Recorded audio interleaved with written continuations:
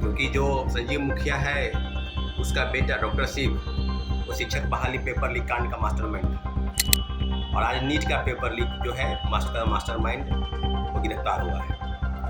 और जब जांच चलती है तो कार्रवाई के नाम पर छोटे मोटे लोगों की गिरफ्तारी होती है और उसके बाद लीपापोती हो जाता है। उस समय भी तेजस्वी यादव के पीएस का नाम आया था नीट पेपर लीक कांड में और कई लोग कुछ ऐसा वायरल फोटो हुआ था जिसमें सम्राट चौधरी के साथ एक गिरोह का एक आदमी जो था उसके साथ फोटो वायरल किया। क्योंकि कई लोग हैं, संजीव मुखिया तो मात्र एक प्यादा है। हम लोग चाहते हैं कि किंग पिन का भी कोई किंग होगा और कई फर्जी सर्टिफिकेट के नाम पर लोग बहाल होंगे। तो पेपर लीक आखिर कब रुकेगा? नमस्कार साथियों, जय हिंद। अभी एक बहुत बड़ी खबर सामने छन के आ रही है कि आर्थिक अपराध इकाई की टीम ने जो नीट पेपर लीक के मास्टरमाइंड जो बिहार से थे, बिहार का रहने वाला है नालंदा जिले का संजीव मुखिया, उसकी गिरफ्तारी हुई है। और पूरी तरीके से हम आपको आश्वस्त कर दें कि इस गिरफ्तारी के आगे जो संजीव मुखिया है उसके मुखिया कौन है, इस बात पर जवाब देना होगा आर्थिक अपराध इकाई को, बिहार सरकार को। क्योंकि जो संजीव मुखिया है उसका बेटा डॉक्टर शिव वो शिक्षक बहाली पेपर लीक कांड का मास्टरमाइंड था। और बिहार के कई ऐसे परीक्षाएं हुई हैं देश स्तर पर जहां पर कई पेपर लीक हुए, कई धांधली सेटिंग हुई, जिसमें पूरे तौर पर ये दोनों बाप बेटा का गिरोह शामिल रहा है। उसकी पत्नी भी चुनाव लड़ी है, कई राजनीतिक दलों से उनका संपर्क रहा है।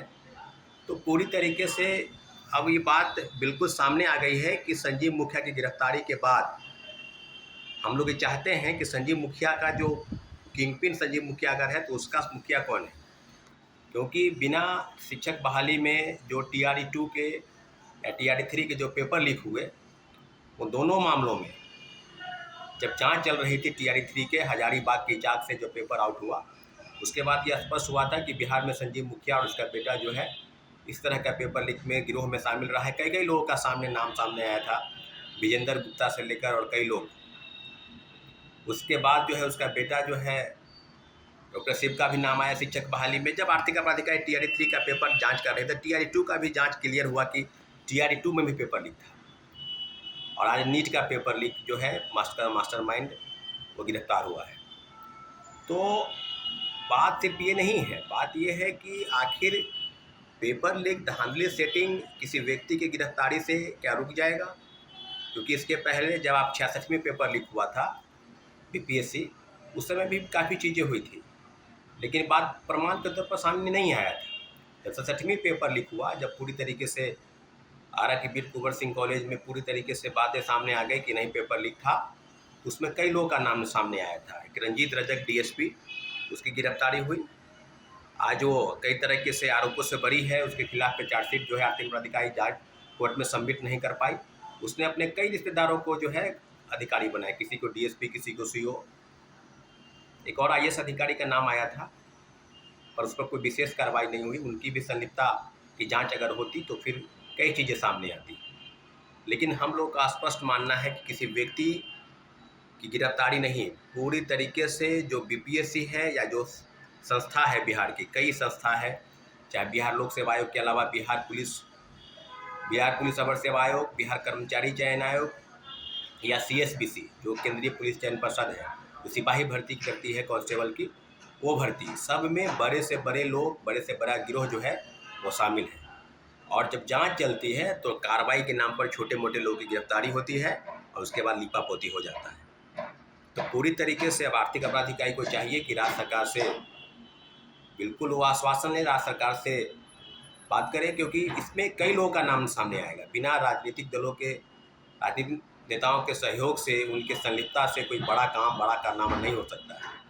उस समय भी तेजस्वी यादव के पीएस का नाम आया था नीट पेपर लीक कांड में और कई लोग कुछ ऐसा वायरल फोटो हुआ था जिसमें सम्राट चौधरी के साथ एक गिरोह का एक आदमी जो था उसके साथ फोटो वायरल हुआ था।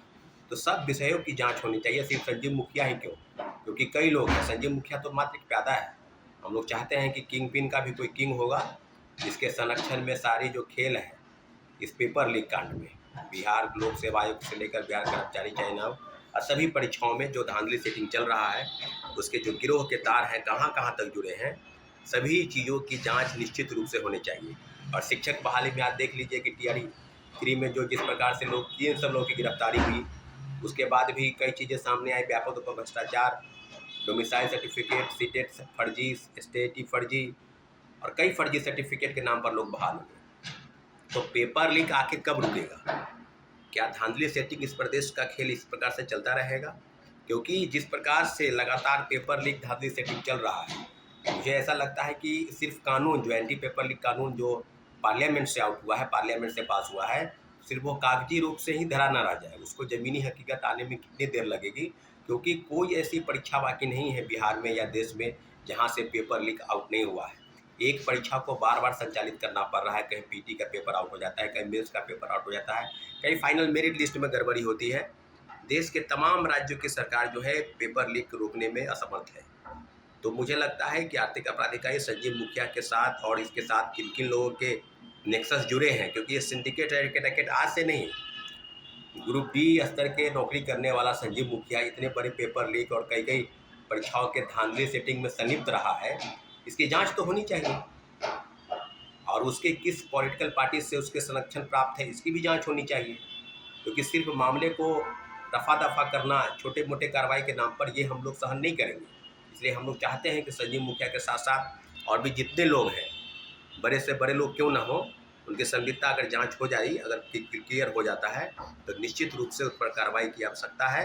इसलिए हम लोग मांग करते हैं बिहार सरकार से कि संजीव मुखिया के साथ, संजीव मुखिया का भी मुखिया कौन है, उसका किंग पिन अगर संजीव मुखिया है कई परीक्षाओं पेपर लिख के, तो उसका भी किंग कौन है, इसके सारे बिंदुओं की जांच होनी चाहिए। और निश्चित रूप से अगर जांच होती है तो सारे पेपर लीक धांधली सेटिंग कहीं ना कहीं उसमें कमी आएगी, निश्चित रूप से इस पर कार्रवाई होगी। इसलिए हम बिहार सरकार से मांग करते हैं कि एक जो है जांच है, उसकी जांच को आगे बढ़ाया जाए और सारे मामलों की तहकीकात की जाए। साथियों, धन्यवाद।